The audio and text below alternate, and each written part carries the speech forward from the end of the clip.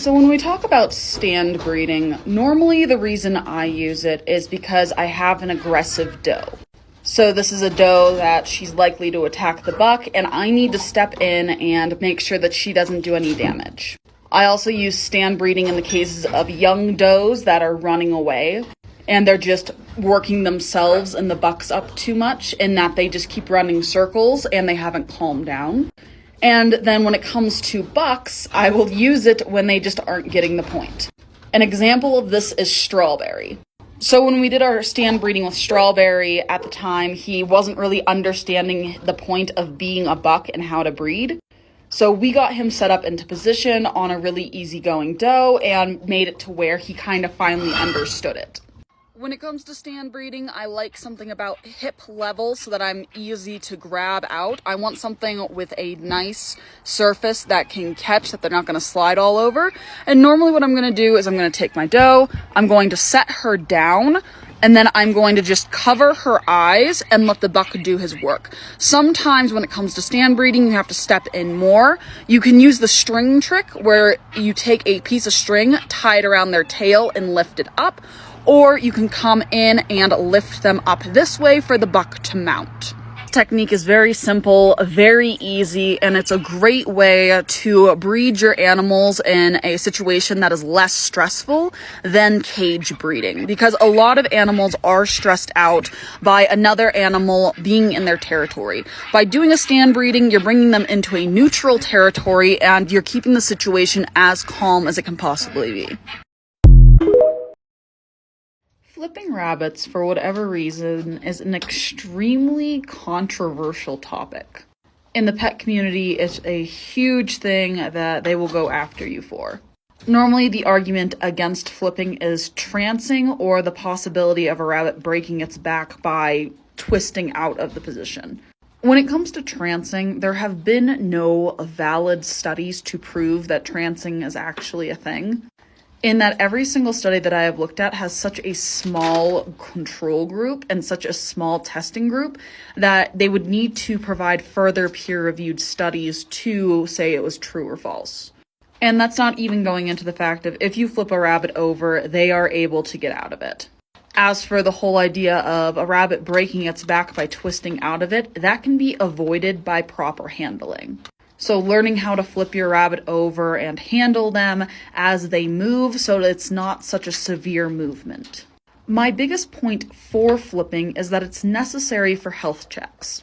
You cannot properly check rabbit genitalia when they are on their correct posing like this. You have to flip them. So, for instance, if you're worried about a rabbit having syphilis, or you're worried about one of your buck's testicles descending. Not to mention, it's a lot easier to check teeth and to trim nails.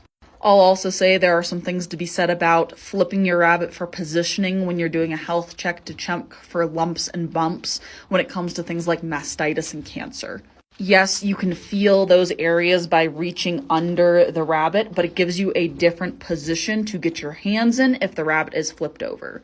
Not only that, but when you go to vet appointments for your rabbits, one of the first things they do is they start flipping their rabbits around. At the end of the day, I will always fight for flipping. One, because there are no negatives to it as long as you are properly handling your rabbit. And two, it's needed for health checks. The way I prefer to get my rabbits out of the cage is through a C-hook grasp up near the bottom of their pelvis. Some rabbits prefer a little more support by wrapping a hand around that rear end. But before I flip, especially with a rabbit like Nina, who is new to the barn, I'll just take some time to kind of calm her down and make sure she's ready before the flip. Once I get her into position, I'm going to put my arms in an L formation.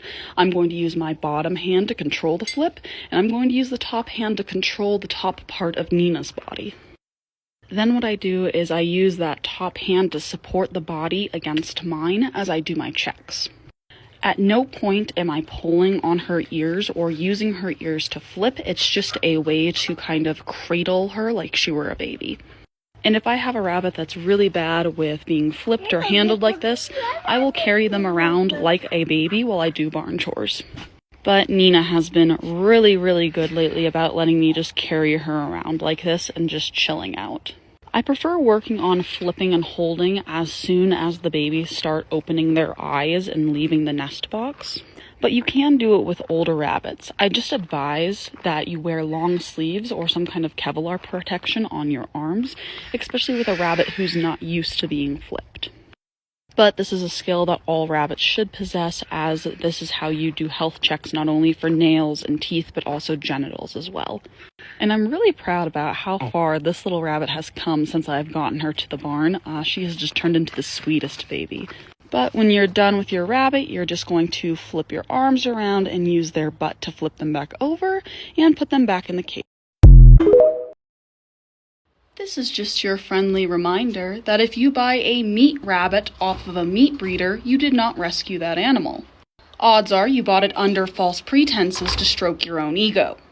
If you want a rescue, go to the animal shelter, or go to a real rescue. Meat rabbits make horrible pets and aren't to be used for your sob stories. I am so happy with how far Miss Nina has come. She has gone from a very skitterish girl to one that actually enjoys some pets. So, very excited to have her in our barn right now. So you've probably heard me say it before that all rabbits are edible, but not all rabbits are meat rabbits. This is a commercial meat rabbit. It is a Californian. They are not known for having the best temperaments in the world. They're very flighty and spastic and not known for their great personalities.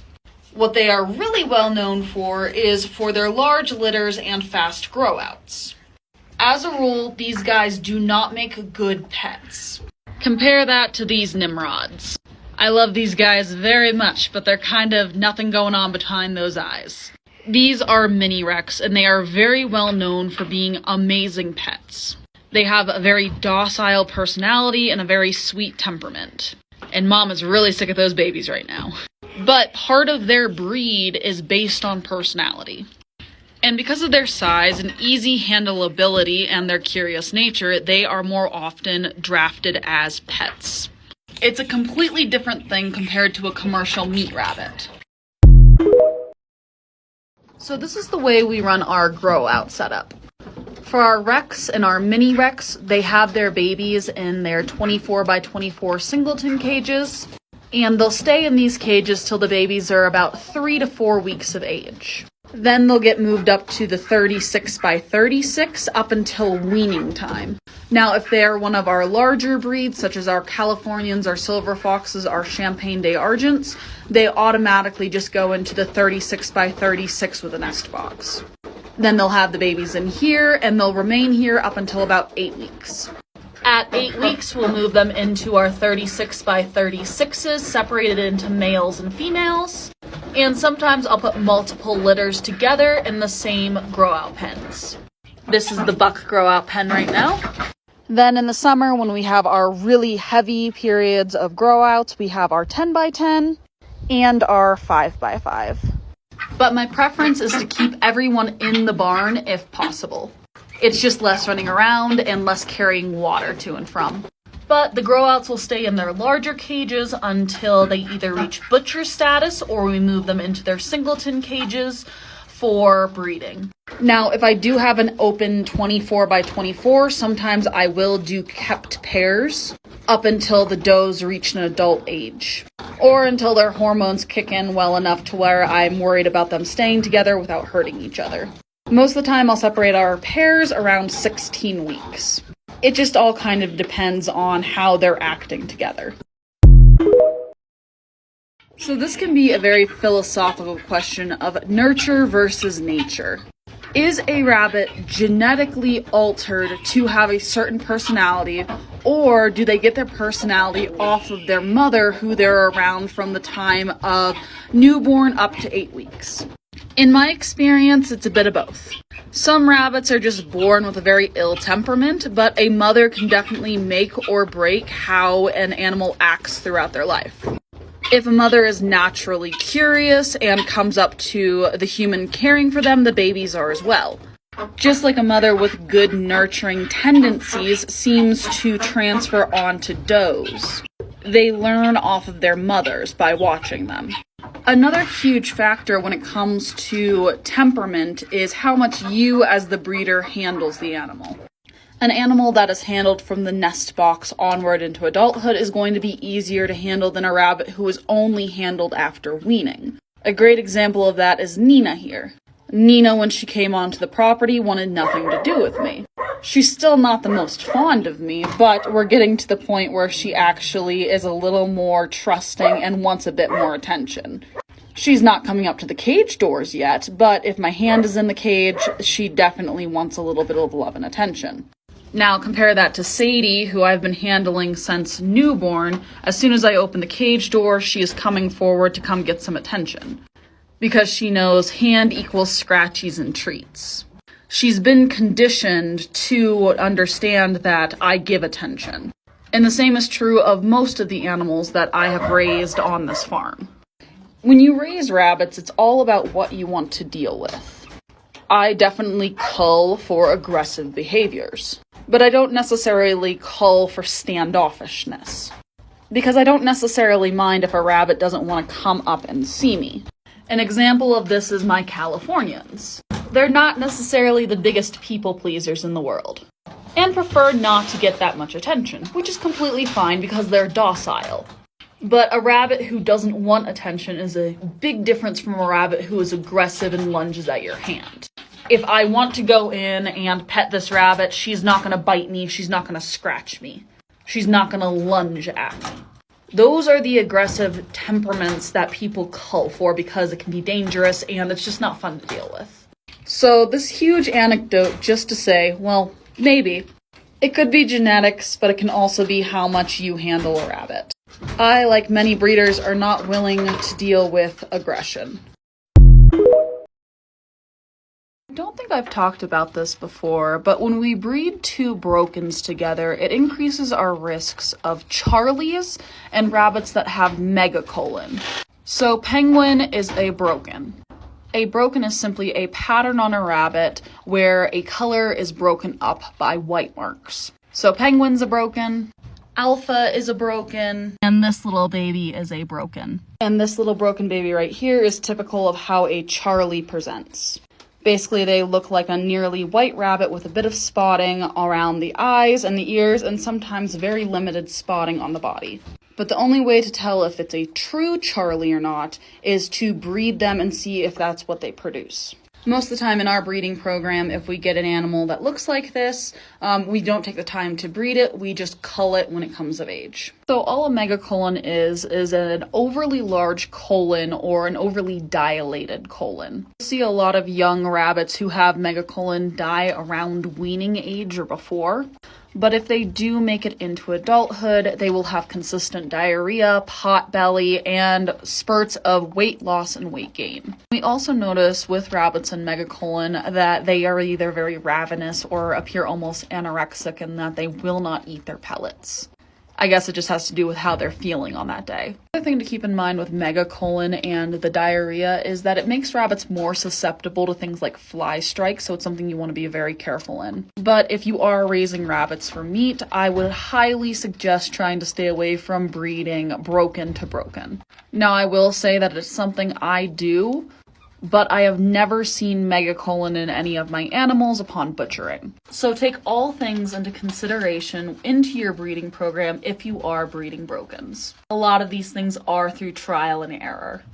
And again, just like with line breeding, breeding Broken to Broken is something that can be a bit controversial within the rabbit breeding community.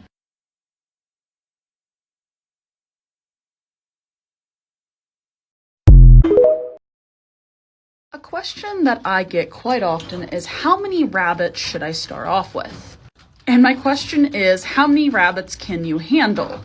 Because sometimes these guys can be a pain in your butt. I always suggest starting with a trio and working from there. So you start with one buck, two does that you could breed at the same time, just in case you need a foster or have any other problems. For me, I can handle over 100 rabbits at a time. 100 isn't a problem for me because most of the time those are grow-outs that I'm not going to keep for very long. And I normally just keep around 20 to 30 permanent breeders. With that being said, I know that personally I can handle 4 pregnant does giving birth at a time. But in that group of 4, I only have 1 first-time mother at a time. The idea is that if all of them catch, I have 3 very easy litters, very easy pregnancies, and hopefully only 1 problem child where I could split her litter up amongst the other 3 if there's a problem. And normally between litters, I give myself 1 to 2 weeks before I breed my next round of does. But that's a lot of rabbits that many people cannot handle at a time, especially when it comes around to butcher time. During a butcher, we can have anywhere from 10 to 40 rabbits at a time. That's a lot of butchering and a lot of meat to deal with. So as you're raising rabbits, you need to figure out what you can handle all the way up from the newborn phase up to butcher and breeding stock. Because you can have a lot of fun with this, but it's also really easy to burn yourself out if you have too many all at once and you don't slowly work your way up to it. I also, about twice a year, have about a break of a month where all I have to do is maintenance over the adults that I currently have. And that's just to ensure that I do have a break so I don't burn myself out. And I'll also admit there are times when I only have 1 or 2 litters at a time, which is super nice. It's a lot more relaxed than the hustle and bustle of having 4 litters at a time. But learn your boundaries and see what you can do in your rabbitry.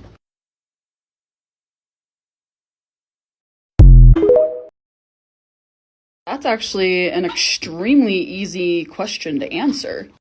The difference between an animal that's for food and an animal that is a pet is purpose.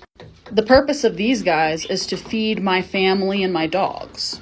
The purpose of someone's pet is to provide them with entertainment and love and fulfillment. It's a huge difference. Rooster right here is friend. That chicken in the end will be food. This duck is friend. Those other ducks also friends. My idiot quail, food. Lots of idiot quail food. Oh yeah, that's the difference. And a thing I'm asked quite often is, you wouldn't eat a dog or you wouldn't eat a cat, and bet I would. I am always willing to try some form of meat once, because it would be the purpose of the animal that is being raised. Remember, having a pet is a form of privilege. Raising livestock to feed your family in a lot of instances is necessity. So again, the difference is purpose. Alright, it is starting to be winter time, which means we need to talk about what we're going to do when it starts getting colder. Here on my homestead, we don't really change much from summer to winter. In fact, my rabbits do better in the winter compared to the summer. But let me give you a little background on where I live. We can get huge snowstorms, 3 to 4 foot of snow overnight, down to -20s, and we can get some pretty gnarly wind.